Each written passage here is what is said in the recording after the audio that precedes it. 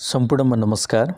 यदि तपाईले डीबी परेको छ वा ग्रीन कार्डमा एप्लाई गर्दै हुनुहुन्छ भने तपाई दूतावासमा चाहिँ तपाईले मेडिकल रिपोर्ट बुझाउनु पर्ने हुन्छ। अमेरिका जाने डीबी लगायत ग्रीन कार्डको लागि चाहिँ मेडिकल अपॉइन्टमेन्ट लिनको लागि तपाईले सर्वप्रथम विभिन्न उपाय गर्न सक्नुहुन्छ।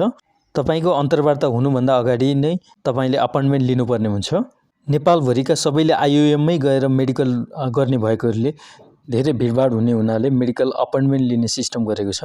तपाईले जति सक्दो छिटो चाहिँ आफ्नो मेडिकल अपॉइन्टमेन्ट शनिबार र आइतबार बिदा हुनेछ भने सोमबारदेखि शुक्रबारसम्म तपाईले बिहानको 8 बजेदेखि 5 बजेसम्म तपाईले विभिन्न फोनबाट इमेलबाट वा अनलाइन डाइरेक्ट पनि बुक गर्न सक्नुहुनेछ।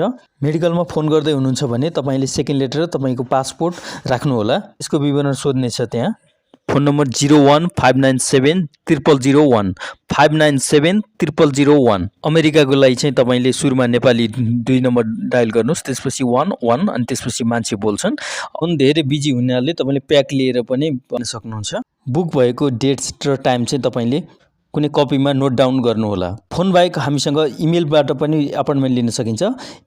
MSAinfo@IOMINT। तपाईले पासपोर्ट हालेर मेरो चाहिँ अपॉइन्टमेन्ट दिनु न भनेर USA को लागि भनेर लेख्नु भयो भने तपाईलाई मेल रेस्पोन्स आउँछ। सिस्टम अनलाइनबाट पनि अपॉइन्टमेन्ट लिन सकिन्छ। अनलाइनबाट चाहिँ धेरै ढिलो इन्टरभ्यु भन्दा पछाडीको प्राय हुन्छ। गुगलमा गएर यो लिंकमा जान सक्ने जुन डिस्क्रिप्सनमा पनि हालेको छु। IOM को यो साइटमा गएर तपाईले कुन देशको लागि भनेर यो 5 वटा स्टेप हुन्छ। त्यसको लागि सर एकदम इजी छ प्रोसेसहरु। यसमा आई एग्री भनेर गर्नुस्, अगाडि बढ्नु होला। यसमा डिटेल तपाईको नाम विवरणहरु, कुन देश जाँदै हुनुहुन्छ, फोन नम्बर, तपाईको कहिलेको इन्टरभ्यु डेट लगायतको यी चीजहरु त्यहाँ एउटा शेड्युल दिन्छ। यसरी कहिले जानी तपाई अपॉइन्टमेन्ट कहिले चाहनुहुन्छ त्यो अनुसार तपाईले त्यहाँ अवेलेबल डेट चाहिँ ओके टाइमहरु ओके गर्नुभयो भने सम्पूर्ण तपाईको परिवारको चाहिँ त्यही टाइममा एकैचोटी मेडिकल हुन्छ। कसै मेडिकल डेट पाइएन, फोन लाग्दै लागेन दिनभरि भने तपाईको मेडिकल अनलाइनबाट पनि लिन मिलेन, फोन पनि अत्यन्त बिजी भयो भने तपाईले डाइरेक्ट इमेल गर्नु होला। तपाईको इमेलमा नै अपॉइन्टमेन्ट आउँछ। तपाईले तोकेको समयमा नै जानु होला। त्यो भन्दा 1 घण्टा अगाडिसम्म जान सक्नुहुनेछ तपाईहरु परिवारै। तपाईले रिसेप्सनमा आफ्नो पासपोर्टहरु बुझाइसकेपछि एउटा फर्म भर्नुपर्ने हुन्छ। त्यो फर्म चाहिँ तपाईको जनरल फिजिकल तपाईलाई गाउनहरु पैसा पेमेन्ट हुन्छ। अनि त्यसपछि गाउन लगाएर तपाईलाई विभिन्न एक्जामिनेसनहरु गरिन्छ। Eye test, blood test, X-ray छ। खासै मेडिकलमा केही डराउनु पर्दैन।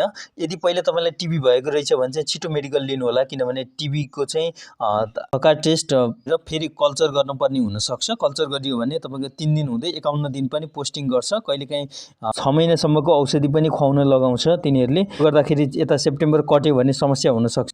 तपाईलाई खोपहरु लगाउँछ। तपाईले पहिले नै खोप लगाउनु भएको रहेछ भने त्यो प्रमाण लिएर जानु होला। तपाईले त्यो लगाउँदैन। तपाईहरुलाई लगभग 30 देखि 35 हजार जति मोटामोटी लाग्छ। रेटमा पनि फरक पर्छ। यो चीज चाहिँ बच्चादेखि लिएर सबैको लाग्छ है मेडिकल शुल्क। जाने बेलामा ओरिजिनल पासपोर्ट, फोटो, अपॉइन्टमेन्ट साथै बच्चाहरुको खोप कार्ड पनि लानु होला। ठुलो मान्छेको पनि कोभिडको भ्याक्सिन लगाएको कार्ड लानु होला। भ्याक्सिन तपाईले 14 दिन भित्र लगाएकोले मेडिकल गर्न मिल्दैन। तसर्थ कोभिड लगाएको 14 दिन पछि मात्रै मेडिकल गर्नु होला। तपाईले मेडिकल केही समस्या भयो भने तपाईको इन्टरभ्यु पेन्डिङ हुन्छ। इन्टरभ्यु नै दिनु भयो भने पनि भिजा चाहिँ रोकिन्छ। तसर्थ कोभिडको भ्याक्सिन चाहिँ जसरी पनि लगाउनु होला। तपाई IOM जानको लागि चाहिँ तपाई बालुवाटार लोकेसनमा जानु होला। रसियन एम्बेसी छ अपोजिट साइडमा, कालिका टावर छ। तपाई गुगलमा पनि म्याप यो देख्न सक्नुहुन्छ। तपाईहरुलाई मेडिकल ओके हुँदै गर्दाखेरि लगभग भोलिपल्ट नै तपाईहरुलाई चाहिँ गरेको मेडिकल खाम दिन्छ। त्यो खोल्न हुँदैन तपाईहरुले। यदि कुनै समस्या भएमा तुरुन्तै फोन पनि आउँछ, भोलिपल्टसम्म आउँछ। तपाईहरु रिटेस्ट गर्नुपर्ने हुन सक्छ। हालसम्म IOM बाहेक अन्तको मेडिकललाई एप्रुभ गरेको छैन कुन अमेरिकन दूतावासले। कहिलेकाहीँ मेडिकल तपाईलाई नदिकन सिधै एम्बेसी पनि पुर्याउँछ ग्रीन कार्ड होल्डरहरुको केसमा। रेगुलर कुनै औषधिहरु खानु भएको छ भने, कुनै अपरेसनहरु गरेको छ भने त्यसको डिटेल पनि माग्छ।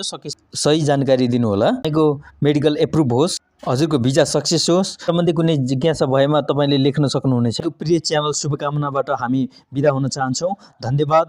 कृपया सब्स्क्राइब हुनुहुन्न भने सब्स्क्राइब गर्न नबिर्सिनु होला। तपाईको दिन जय होस्।